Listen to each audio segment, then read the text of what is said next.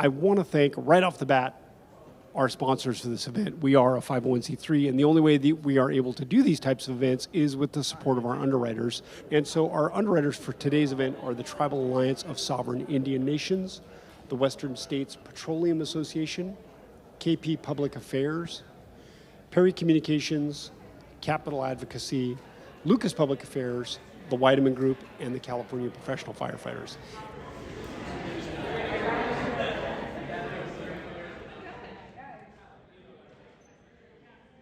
To my immediate left is Michael Borges of the California Teachers Association. To his immediate left is Christina Laster, I almost said Laster. I knew I was going to screw that up, from Bold Enterprises LLC, among many things you do. And then to her left is Scott Richards, the Executive Director for Teach for America's Capital Valley outlet. So thank you all for being here. Appreciate it very much. And as Tim noted, this panel is on ballot measures and legislation looking ahead to 2024. Little caveat right up front, a lot of this is speculative because a lot of the things we're talking about are not yet on the ballot or not yet introduced as legislation, or might be two-year bills, or as Superintendent Thurman noted, one of them is sitting in a committee that we're going to talk about that proposal though, just so you know.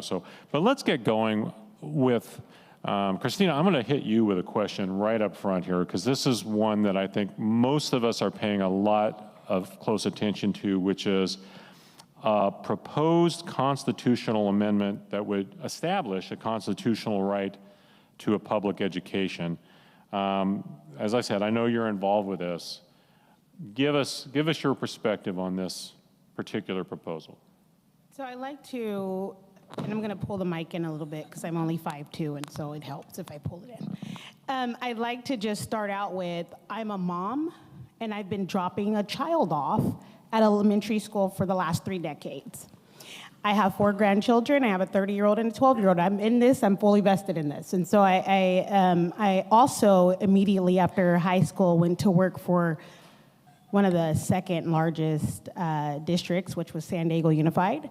And that was something that I followed my children along the way and was able to be there and see different things. And so echoing what Thurgood Marshall said, which was he didn't believe that the Constitution was something that was fixed, right? And the 3 words that frame that and make it more evidentiary is we the people, right? And so looking at all of the policy and legislative changes, the Elementary and Secondary Education Act and the local control funding formula, and having this discussion over 3 decades has done something different in my mind as a parent, and that was to look at the constitutional amendment and what does the Constitution actually say with regards to education and what the state is obligated to provide. And what I found is that there are compulsory education laws that compel parents like myself and grandparents and even those that are taking care of their grandchildren to send their children to school, but then we ask, well, what is the level of quality that we're getting back, right? And how does it make sense for us as parents to be compelled to send our children to public school, which is fine, but not be able to tangibly see an outcome that offers our children upward mobility? So I started thinking in the terms of what quality is not. A lot of people say, well, what is quality? And I said, well, the minimum baseline standard that I would talk about as a parent and grandparent is quality is not our children graduating illiterate or enumerate. And it's definitely not bad treatment in schools, right? And if I'm compelled to drop my child off at school, but based on these laws, I want to receive outcomes. I want to know that those are guaranteed and that I have a fundamental right to that. And so the Constitution in the state of California, Article 9, Section 5, states that we have a system of public or common schools that is guaranteed to us. And that's it.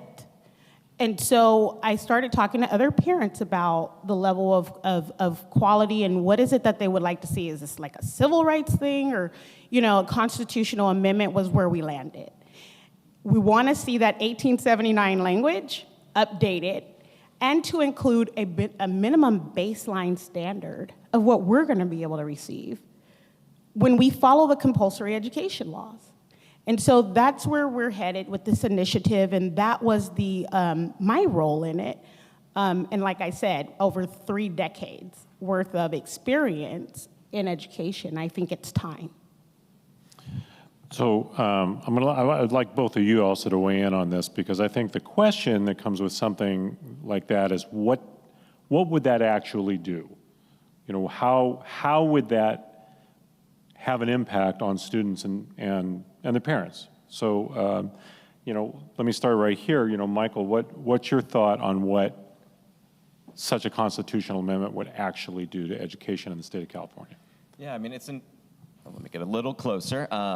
It's an interesting question because I think that's part of what is to be determined, right? And I will say, just to be very clear speaking for the California Teachers Association here, right, we have a member-driven process where we take positions on ballot measures. We don't have a position on this measure. We don't have, for most of these that we're going to talk about, so I want to give that disclaimer up front, just because I'm respectful of our member democracy and how that works.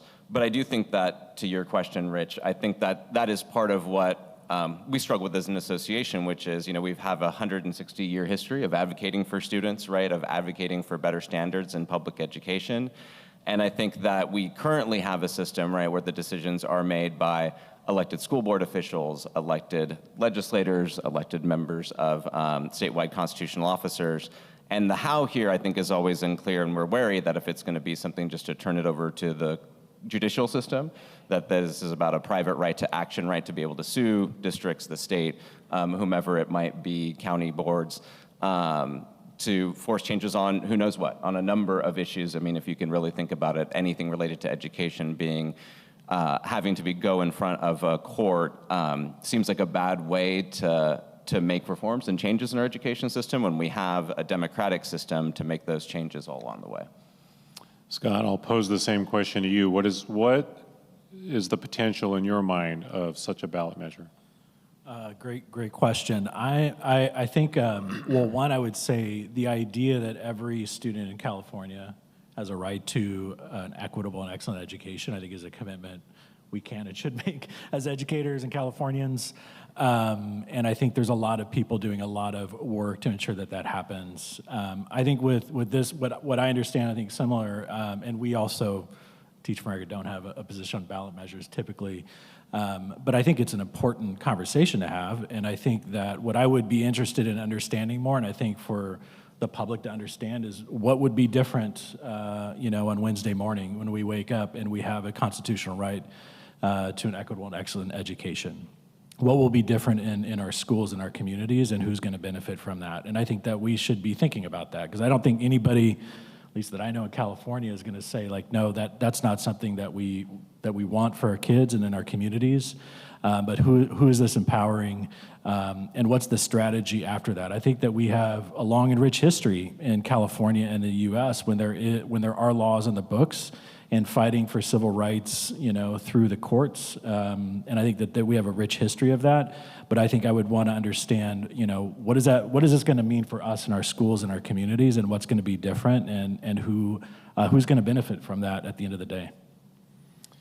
You know, there are a number of other proposed ballot measures that deal with whether we call them social justice issues, or I know one of our guests earlier, human rights issues, culture war issues, that deal with things like requiring schools to notify parents about their students' choice of gender identity and pronouns, that kind of thing, barring biological males from competing in certain sports, you know, things around bathroom use, all these things.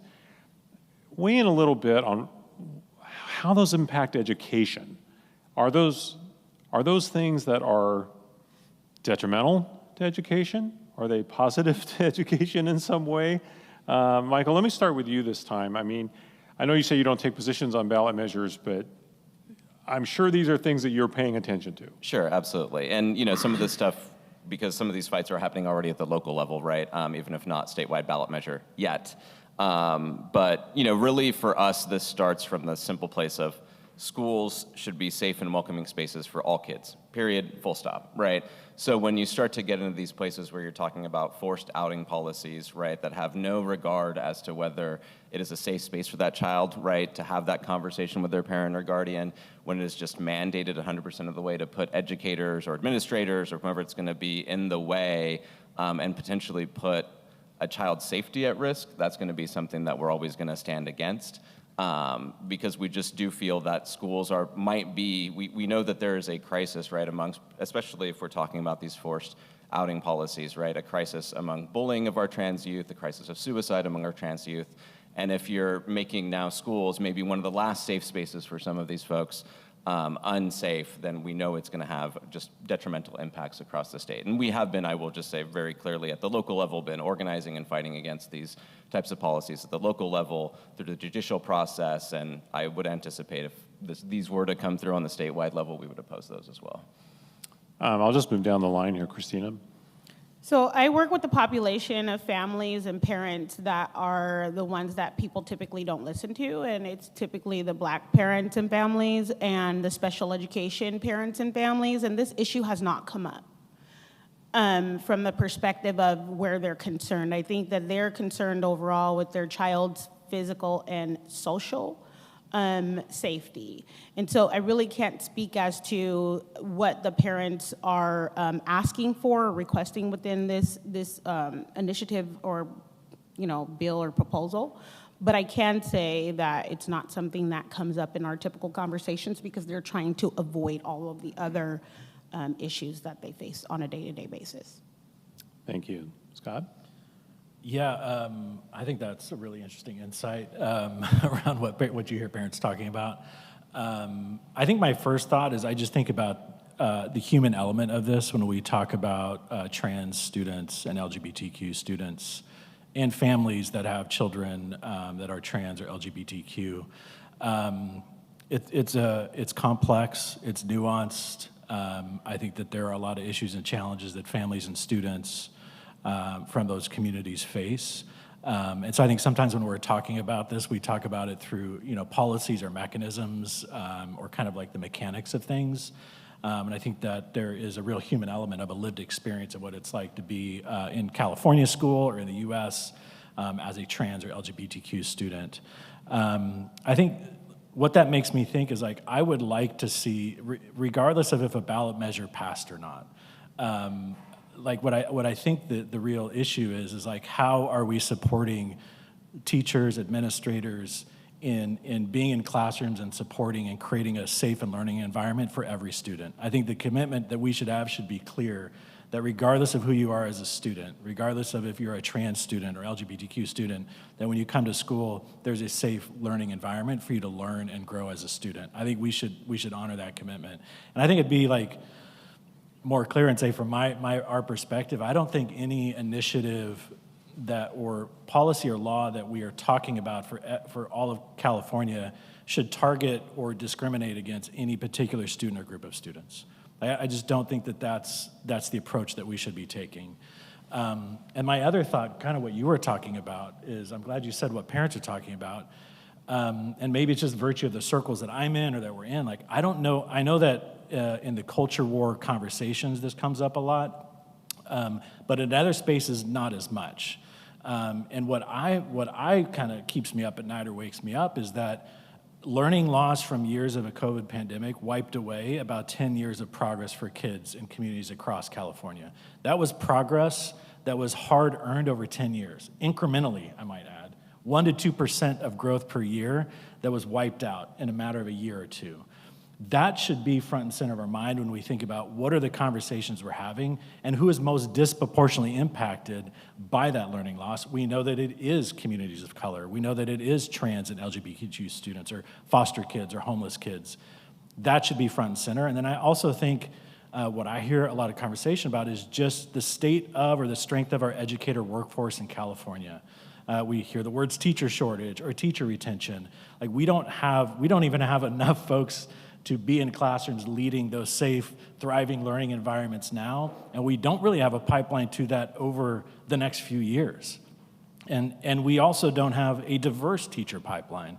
And so I would put, if I were thinking about, if I could, wave my magic wand, like what would we be talking about? I would be talking about those things and centering the conversation that every student in California, regardless of where you grow up or your background, that you can come to school, you'll get an excellent, equitable education, you will feel like you belong there, you have adults that care about you, you have administrators that care about you, and you will be prepared for a future in the community where you were born and raised.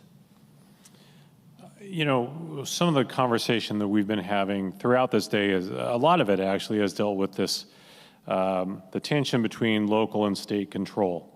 And I was listening to Superintendent Thurman and talking about, proposals he has to, and others, to pass a personal finance course in order to graduate from high school, or teaching math and reading, or computer science requirements to graduate from high schools. And it really does bring up the question of, okay, not that any of those are bad or, unlaudable goals, but it does beg the question, okay, that would seem to compromise the local control of what does fit an actual curriculum. So, I guess the question is, where are we at in terms of how much top-down stuff is really applicable, given what you're talking about, Scott, with how things have changed, especially by COVID, and where students actually are right now today. Let me start down on this end again, Michael. I mean, are all these things a good thing? I mean, are they things that the locals aren't doing and we really need to just kick them in the butt and make them do it? Or is this just like, hey, back off, man? I think there is a balance there. But probably the default is a little bit towards local control, right? And when we think about our local school districts being kind of the closest to democracy, if you will, right? A smaller electorate, smaller pools, closer to the schools, closer to the voters, closer to the parents, closer to the students, that I think there's a better nexus for good decision-making there, and for that to happen. But, there is a role for the state as well. Quite frankly, on this stuff, when we talk about teacher shortage and all that sort of stuff, we know we're not going to parcel tax our way out at the local level from this problem, right, in terms of resourcing our public schools. That leadership has to come from the statewide level. Some of these, I do think in some places too, and this ties into the culture war stuff as well, sometimes where if there are local policies that are impacting students really in a really harmful way, then there is also a role for the state to step in here, right, to think through how do we either protect these students or get better outcomes, and make sure that our education system is functioning if things are kind of going off the rails at the local level. So probably not answering it so directly, but I think it's a little bit of the checks and balances that we do have built into our system. Well, and Christina, I'm really interested to hear your perspective on this, because I think you might have a perspective as a parent here. Yeah, and it's interesting because there's not a lot of parent representation in discussions like this, and I mean, that's just in every space, from the federal all the way down, right? And so I look at it as, hearing this discussion about community schools, well, nationally, there's a lot of data out on that from 20 years plus, right? Are we looking at the inputs, or are we looking at the outputs? And I think what parents and families are concerned most about are outputs, right? Having the conversation about all of the inputs that are necessary to make it happen, not so much. I mean, I think that it's what's going to come out of that. And so even looking at something like the reauthorizations of the, let's say, Elementary and Secondary Education Act, right? It starts to sound like a good sounding policy statement, but then we start to think of where's the implementation? How are the outcomes going to be calculated? How are we going to be able to measure adequate yearly progress on that? And what is it really going to look like as it functions? And does the state of California have the capacity, ability, and resources to carry all of those things out? Implementation, enforcement, and monitor outcomes, right? And so it all sounds like that good sounding policy statement, but how is it actually going to function? And can we get the things that are proposed to function into perpetuity? Are we going to be dusting stuff off the shelf in 5 or 10 years saying, let's try this again, right? Like, whole child approaches are not new, right? There's a lot of research about it. We can look at all of the domains and social determinants of health and all of that, but what is it going to produce? And that is our perspective from the parent realm and spaces that I'm in. Scott, let me, the same question, but, framing it maybe from the perspective of, I mean, it would have been nice to have a personal finance teacher when I was in high school a billion years ago, but are we equipped to have teachers teaching personal finance? I mean, that seems like a really, it's right in the term, personal finance, right? So how equipped are we to do some of these things that might get mandated by these? I don't know. I hope this sounds nicer than it is, but I think I know some teachers who would like to take a personal finance class, given how much they make. So, but I think I think she kind of stole my thunder around implementation. I was like, I'm going to say implementation, but I think like we've done a number of big things, right? Like communities in schools, ELOP funding, now transitional kindergarten, and putting a lot of money into it. I think things that I would be, like proud that we're doing those things as California, but it will come down to implementation, right? Like finding enough teachers to do transitional kindergarten or the arts investment programs. That's what I hear schools and LEAs talking about, is like, how are we actually going to implement these things?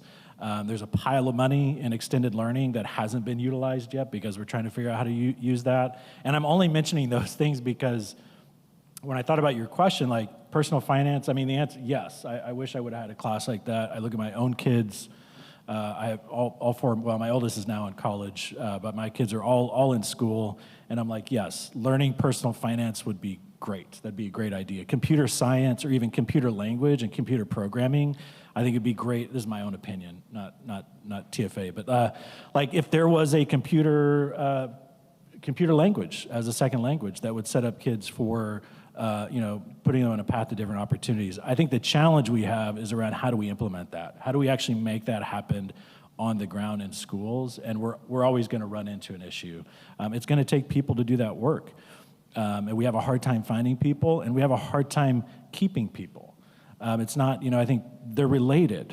Like the teacher shortage is not just because we don't know where people are. It's also when they spend a couple years in the school system, they're like, I would rather do something else.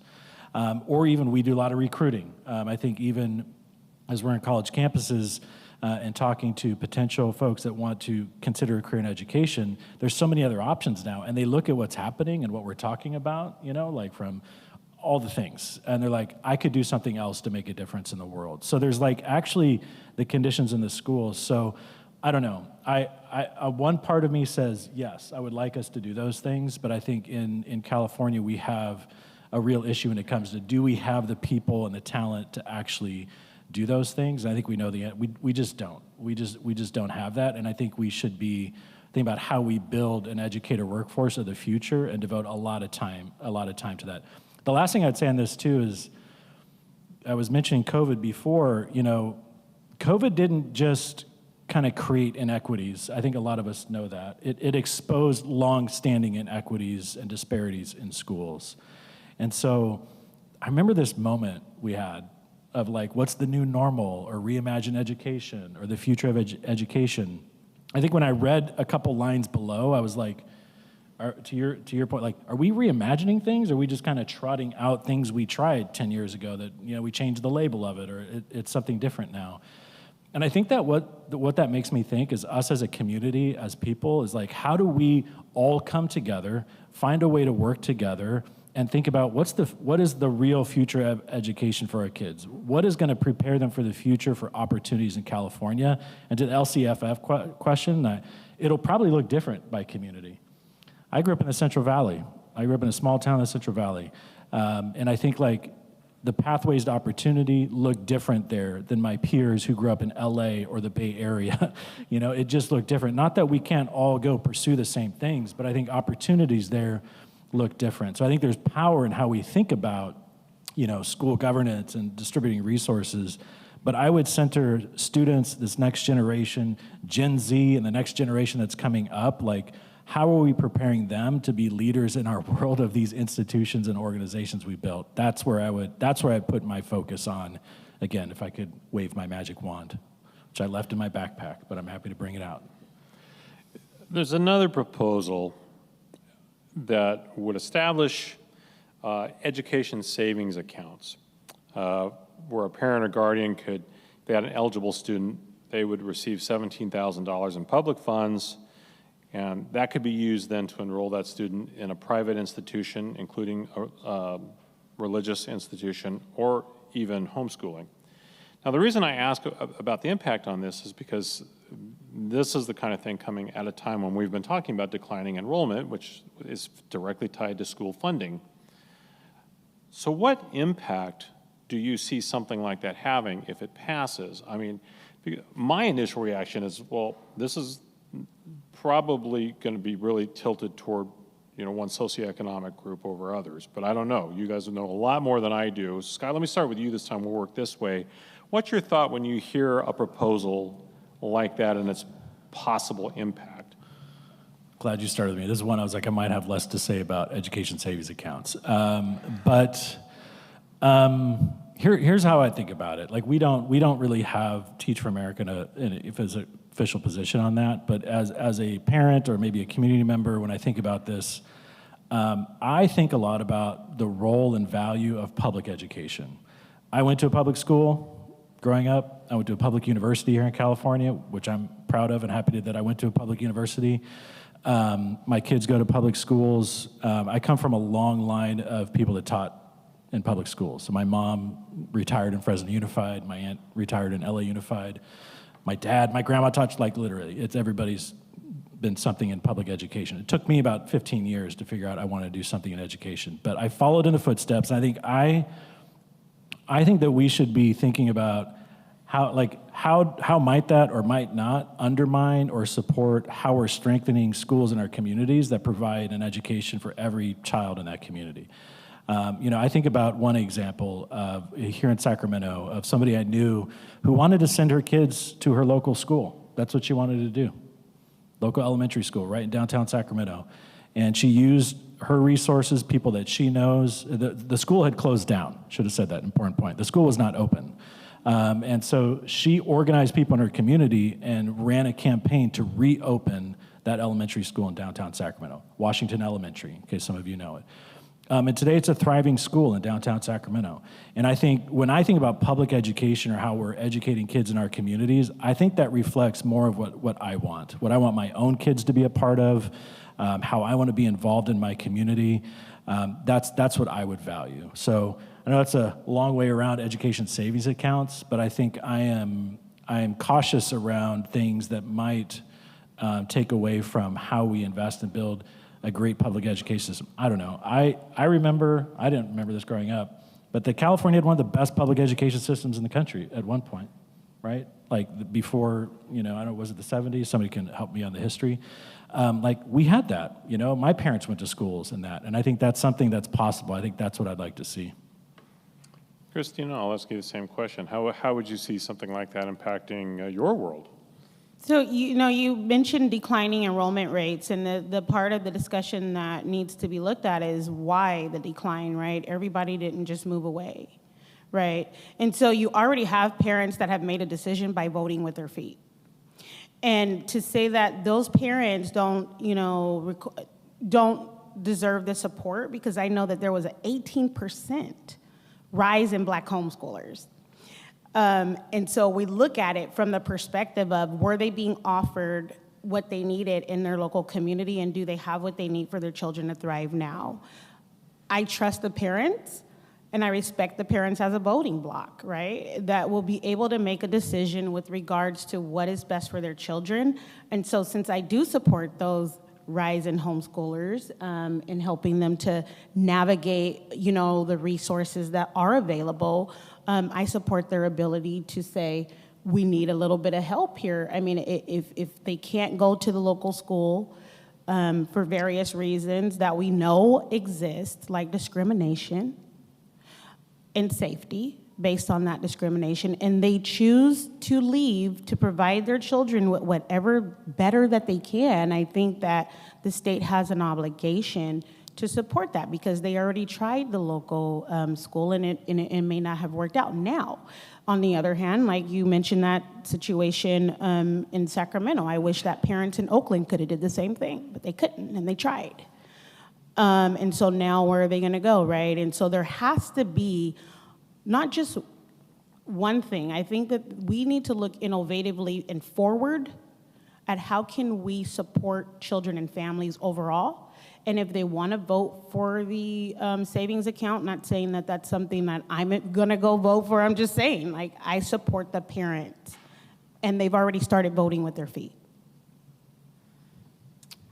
I might be the most unequivocal on this one, which is, these education savings accounts are just vouchers 2.0, right? These are tried and failed campaigns that we've seen across the country, but even worse when it comes here. You don't even have to take my word on this in terms of the LAO fiscal analysis is actually out on this ballot measure already, and it'll tell you that it's $10 billion per year out of the public education system like that, overnight, basically to subsidize folks who are already sending their kids to private schools and religious schools.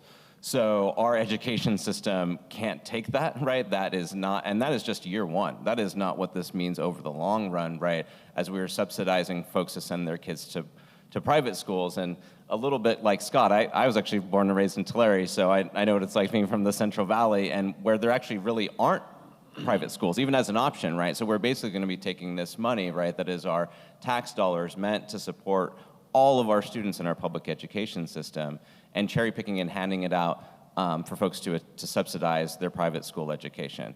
And on the point around discrimination and safety, without any of the rules and any of the protections that we currently have in our public schools, right? So it specifically in the measure says that there can't be a requirement that teachers even need a credential to teach in these schools who are getting these accounts. It specifically says that you can actually make decisions based on a person's religious affiliation as to whether or not they can be a student or a staff member at these schools, right? So we lose all kinds of protections while we're defunding our public school systems, and it's just a full frontal attack on public education. You are correct, unequivocal. Speaking of unequivocal, State Superintendent of Public Instruction, Tony Thurman, was our keynoter today, and I asked him the same question I'm about to ask you, which is a proposal to make his position an appointed one by the governor as opposed to an elected one. And it is in the California State Constitution that that's an elected position, but so it would require a constitutional change. What are you guys' thoughts on this? I think we saw one of the earlier panels, one of our panelists opined very much maybe in favor of that. Clearly the current superintendent not in favor of that. What are your thoughts on this? Would this benefit students in any way to have the governor essentially be able to handpick a person and implement policy through his or her office through that person? Or is it better to have this superintendent's position be elected and somewhat independent of the governor? Michael, I'll start here this time. I'll be relatively quick on this one, which is we oppose any efforts to make it an appointed position. Just generally, we believe that it should be, as it is now, both elected and actually nonpartisan as well, just so that it, to try and not politicize our public schools even more, right? So we're pretty clear that we would oppose the bill. We think the current system is the best system.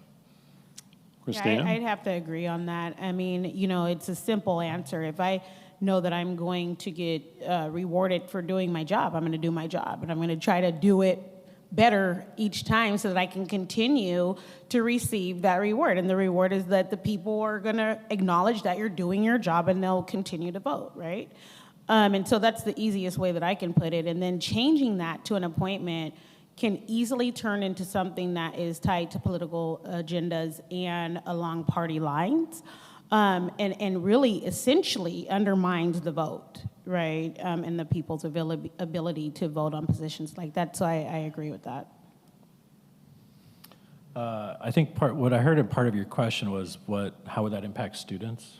Yeah, how would something like that impact students? I am totally unclear how that would impact students, but what I would say is my understanding of how our state works is that the State Board of Education sets policy and determines the rules and guidelines for California, and the superintendent's responsible for implementing those. So I don't know that a whole lot changes, and I don't even know if that's a good or bad thing at this point. I mean, I think I echo a lot of things. Just as a resident of California, like I favor the idea of an elected person in a position that does not feel partisan. But I have questions around what's the solution, like what's the problem we're trying to define or solve in that move. Like I say, I probably said it once before. I think the problems and challenges in our schools live really primarily on the fact that our kids are not doing well academically, socially, emotionally, not doing well. And I have a hard, when I think about things like this, and I'm not going to pick on this bill because I don't know that much about it, but when I think about what we're doing and talking about in education, I get really present to what I see in schools, what I hear principals and teachers and administrators talking about. And I think that I would like to see us more and more start whatever work we're doing from how do we show up for kids right now? What does that look like for us to do right now in this moment? And I know all of us will say, well, we are doing that. I don't mean that there's people that aren't. I'm not saying that, but I think we should be focused on what is that. And right now, I think it's clear in my mind what the challenges are. So I would welcome any change at an executive level like that would solve that, but I would want to understand more about the theory and the ideas behind it. I think, well, first of all, before I move on to anything else here, I threw out some of the ones that we've seen. Are there any others, any proposals? The superintendent brought up a few I wasn't even aware of, but are there other proposals out there that you're really paying attention to wherever they're at in the stage of development that, we ought to know about? Yeah, so I'm working with families in Southern California that are seeking dynamic and robust changes to the physical education altogether. And that came out of a tragic loss that one of the families that I'm close to and advocating for received on a day that there was a heat wave. And their child, died on that day at PE. And so we're looking at this physical education, criteria and asking, is it really necessary and in this way? And does it really produce the outcomes in health and wellness to change the social determinants of health anyway, right? Is it providing the academic support that is needed, or could we be utilizing that time? And this is not a new conversation. I've seen a lot of, expert opinions about this, and some of the expert opinions that need to be paid attention to is weather conditions and changes, the heat index, and how bodies are heating and cooling during these extreme weather and inclement weather conditions. And I don't think we've paid enough attention to it, so I support the parents in advocating for those robust changes, and even an evaluation to take place about PE and its outcomes, about weather changes, and are we following the API, the heat index, and listening to the scientists and medical practitioners that have given robust information about the changes that need to be taking place with physical activity. And so those are the things that, as parents, we're driving that, because nobody should lose their child based on a heat wave in physical education, right? And so there has to be some uniform guideline with regards to how to deal with heat waves. I'm sure we're gonna probably get more, and we'll see what happens, with the cold front that comes in. But there needs to be uniform guidelines. And right now, 89 when I was a child isn't the 89 we feel today. There is a difference. And then after COVID, I noticed a rise in asthma, and a lot of parents coming to me and saying, my child has breathing issues and they can't do PE. Can they do something else? Can they go to the computer lab and work on work? Well, I don't find that to be unreasonable, right? Like, they're asking to do another academic activity, and if they are able to meet the standard or scope and sequence of physical education a different way, I think that's one way that we can transform that hour, And so those are discussions that I'm having with parents, and unfortunately with the family that lost their child. And I don't think it's anything that's outside of something that is reasonable and rational to look at, and there's tons of information in support of what I'm saying. Are you working on that with a lawmaker on legislation or a possible ballot measure? We're hoping that someone will sponsor that, and even if it's at the federal level, we're aiming for that, because if you look across the nation, there's no uniform weather condition guidelines. In particularly, I mean, this is something that's so simple, right? With heat waves and temperature and the changing heat index. The doctors and scientists have been screaming from their field, watch this, and it just hasn't connected in education, and it hasn't connected with regards to the social determinants of health, and education is one of them. So I believe that someone will be more than glad to sponsor it. We're just gonna continue to advocate for that change. Michael and Scott, I'll throw the same question to you. What are you watching for to maybe show up as introduced legislation, or maybe somebody filing a ballot measure sometime soon? Well, hopefully we're getting to the end of the ballot measure season. It's pretty late if people are filing now, but I do think the one that for us, because we recently took an opposed position on it, is the California Business Roundtable has its measure, the Taxpayer Protection Act that they tried to qualify for 2 years ago, that'll be on the ballot in next November, a year from now. And really, that's just an attack on all of our public services, both at the state level, taking away the power of the purse from the legislature and making sure that we're making it so that all taxes and fees have to go to a vote of the people. You could see ourselves in an economy that doesn't look like the one, well, maybe even the one right now, right? But in a place of crisis, right, where the legislature might need to raise taxes or do what it needs to do to bring revenues in. But it can't be enacted because it needs to go to the voters, which can only go in general elections now, right? Or generally, if it's voter referred, it goes in November. But waiting to the cycle for the ballot measure to actually come up and vote, and would see draconian cuts to all of our public services, as well as to public services at the local level. Generally, that's not public education, right? But could bleed into all of these budgets across the state. So that is one that we're taking seriously. Scott, how about you? Yeah, there's like two categories of things that are on my mind. One, there's a set of bills that are related to educator workforce development. I wrote them down.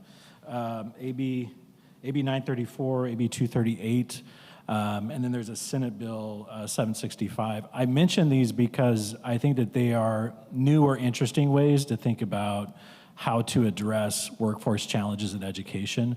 One of those is that student teachers are paid a stipend or paid more money for the work that they do. The other is about pay for retired teachers. My mom's a retired teacher. I think she talks to me about this one, so go mom. But I think I think in terms of identifying like workforce opportunities to think about how we invest in schools.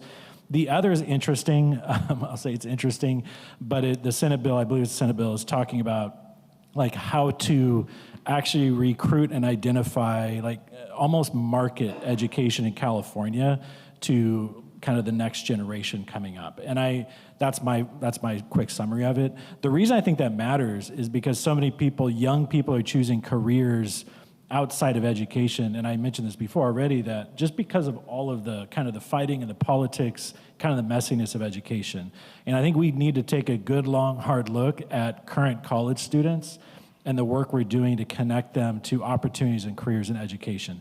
One of the things that we did at TFA, we developed like early in the pandemic, just ask school partners like, hey, what is something we could do to support you now, like in this very moment? And we stood up a high-dose, high-impact tutoring program that provides tutors within schools, within school hours, to support students that those schools identified needed that tutoring. We pay them a stipend, they're trained, they're coached, they're supported over that time. They're current college students, and we tell them this is like an introduction to like what this work could look like for the rest of your life. And I think that they're working with teachers, they're working with kids, and they can make a choice after that if they want to choose any number of different routes in education. But I think that's a way we thought about how do we tap into Gen Z. And I mentioned all those things because I would like to see some of these things move forward, and anything around how do we really think about the rising or emerging generation, those Gen Zs out there that we know could be a powerful part of our schools and our communities. The second is related, and it's around extended learning opportunity dollars. I believe there's about $4 to $5 billion that's sitting in that across all California schools. Most of it is unused, and I'm not sure when we face a fiscal cliff in the coming months, when we find out like how we're really doing, like what might happen to those ELAP dollars. That's money that schools can spend on things like tutoring or learning loss recovery. We should be proud as California that we put aside that money and invest it in the schools. Like, I think that's to our credit. I think we also need to figure out how do we put that to its best use. And now when we're facing, this fiscal cliff ideas, how I've heard it described, how are we ensuring that we're using that to honor that commitment we made to those schools and communities? And I think the other side of that, and I cannot think of a bill related to this, but I'm just, it's my wish list. But I would say anything we can do to secure and keep that. And also figure out how we uplift programs and services that are doing that work and support them and make sure that they have the resources they need to meet those, like in the world of education, tier 2 interventions, targeted interventions for kids that will support and help make up the ground for learning loss. I'm going to ask one more before we open it up to some questions. So definitely, if you have any, get them ready. We've talked a lot today about implementation. And the devil's often in the details, right, of how you implement these policies. And so I'm thinking not just of stuff that's pending maybe to go before lawmakers, but things that have already been passed that have yet to be implemented. And I'm thinking of bills like AB 1078. I know they were talking about that in one of the earlier panels. The Safe Place to Learn Act, which would require the State Board of Education to establish policies for local districts to follow before they change curriculum or remove books, et cetera.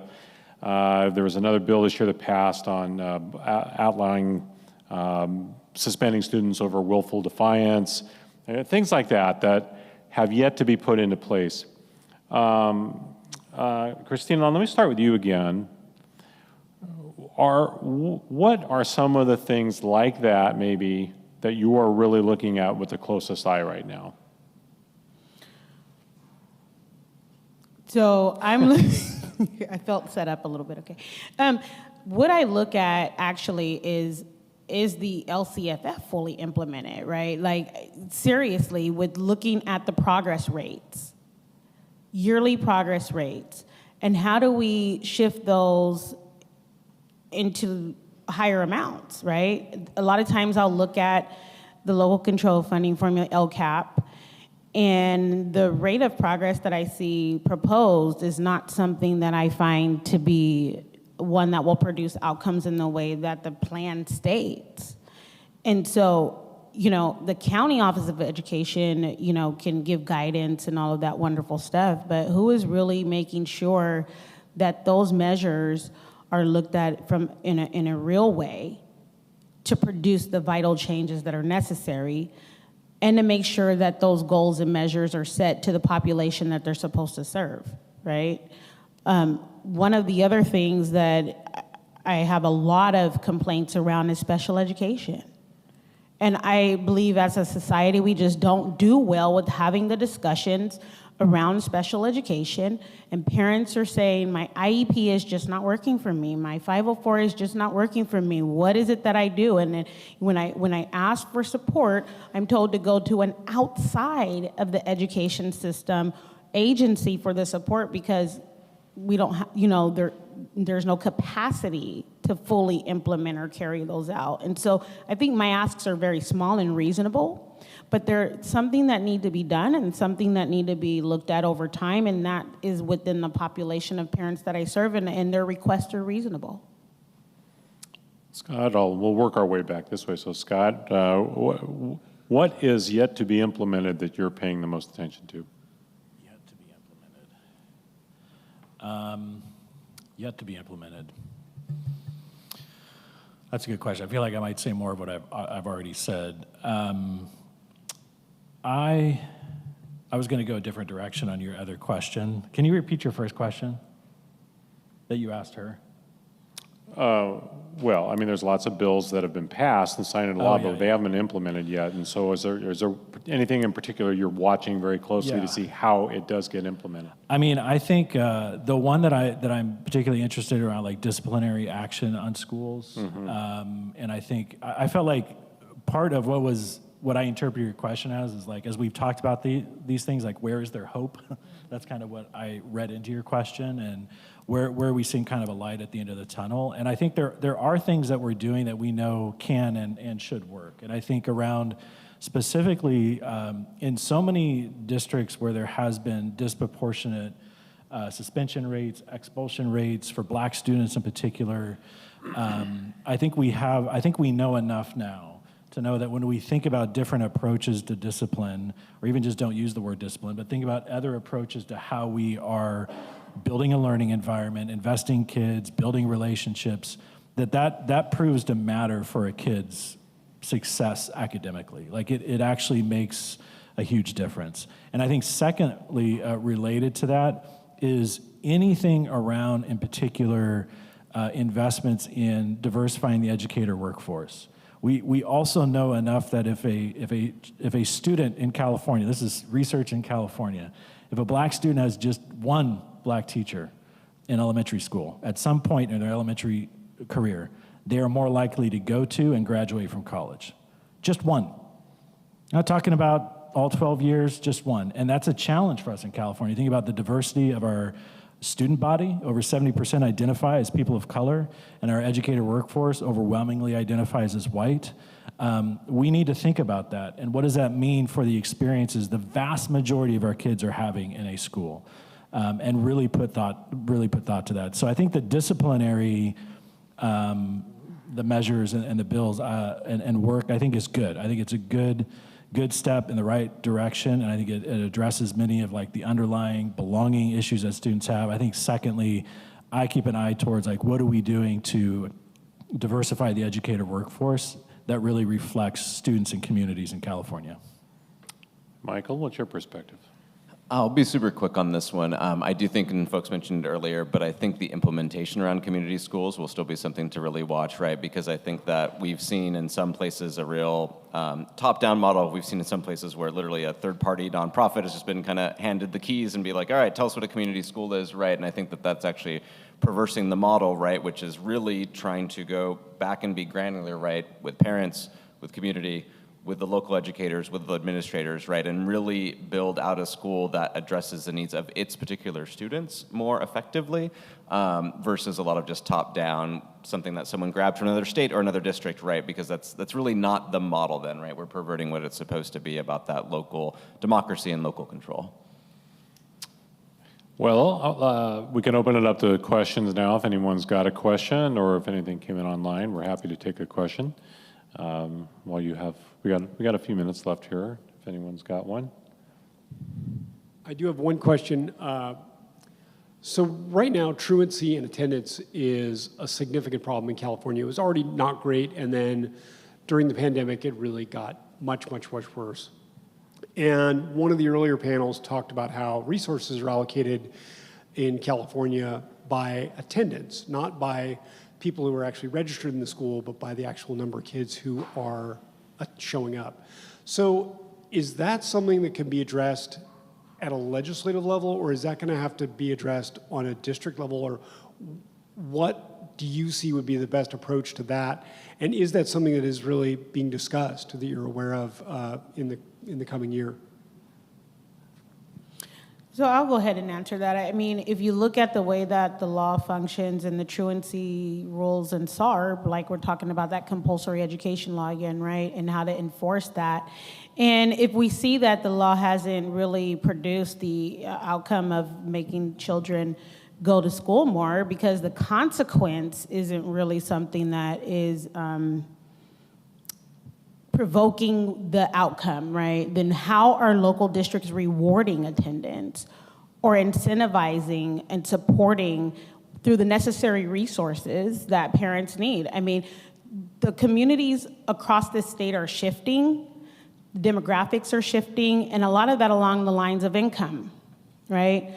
And some of these problems can't be solved within schools, but that deep dive needs to be taking place before the consequence to see how can we provide of an incentive for you to be able to bring your child to school, because if a person has to decide whether they're going to be able to drive those miles every day or go to work, where's the support going to come from? And that's a deeper dive that districts have to take to look at what is the variables that are causing students to be truant, because there's no blanket reason, right? It could be homelessness, it could be transition, people are doubled up.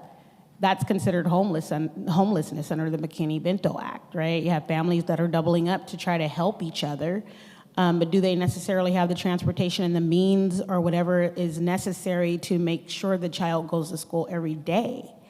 And so I think like looking at that way to incentivize instead of the consequences aren't currently working, is a way forward for local districts. I would, is this on? All right. I would, like, to your question, like, I think this is something that I have heard people talking about, and I think it's something we must talk about, especially that we're kind of coming up to this kind of financial cliff. My understanding is the way that ADA works now is it's the average of the prior 3 years is what funds a current school, and that would include now at least 1 year of during the COVID pandemic. And so, and that coupled with declining enrollment over time, and if we're using that same measure, we're probably going to see less resources invested into schools that need them the most. And that's gonna put us in a tight bind where LEAs are going to have to start making difficult decisions around staffing, programs, resources, all the things Christina's talking about that if everything's firing on all cylinders are helping ensure kids, families know what to do and kids get to school and all those things connect. I think it's a real issue, and I know as a state we're also going to be up against having to, make some tough decisions financially, and so I don't know. I mean, I think you did a great job of like what are all the, factors that go into that. That just makes me think about what the challenges are in ensuring every kid gets to school. And then I think the issue financially is what I think about is that I don't know that we're going to have all the resources we need to make that happen, and it is a legislative thing. I think we would have to think about legislatively what do we do to address it. Good afternoon, Brian White with KP Public Affairs. Appreciate the discussion. I want to follow up on, I think, Scott, the comments you made, actually very pointed comments about expanding outreach for teachers to teach African-American students, young men of color, particularly young men of color. And it's not just getting African-American teachers, particularly for young males, it's getting black male teachers. That's one thing that I would like to know your thoughts about how Teach for America is doing some outreach. Are you visiting historically black colleges and universities or other places where you can provide incentives for young black males to teach? Yeah, I appreciate the question. Yes, we do a lot of outreach and recruitment. Like one of our, major focus areas in what we do is recruiting on college campuses, and we certainly are in HBCUs and recruiting talent, especially around black male teachers in particular. We also have a fund for black teachers once they're in Teach for America that supports black educators staying in education beyond their time with Teach for America. And so that's something any black educator, not just black males, but any black educator in Teach for America can benefit from that resource ongoing, which helps pay down debt, goes to education expenses. The other thing that I mentioned around, like, when it comes to recruiting in particular is, like, education's expensive. And in California, I'm thinking about California, we're a national organization, but in California, the cost of getting certified is prohibitive. The time and the testing and all of that is cost prohibitive and can disproportionately impact, in particular, black educators, any person of color. And what we've done is add stipends on top of whatever salary a teacher might get through their district. So a stipend that covers transitional costs, from testing to moving to getting a down payment on an apartment to buying clothes that you need to be a teacher. And there's stipends on top of that that can go to cover ongoing certification costs. So when I think about that, it is definitely about where we are recruiting and where we're spending time and building relationships. I also think it's about addressing structural issues in our economy and in our society that actually lower the barriers of entry, in particular for black educators. Well, we are actually out of time here. Do we have time for one more? I think we're at it. Yeah, okay, sorry. You can come up and ask them after we're done here, I think. Thank you all very much. Thanks to our great panel, to Scott, Christina, and Michael. Really great job. Thank you very much. Thank all of you for being here today, and I hope this was informative for everybody.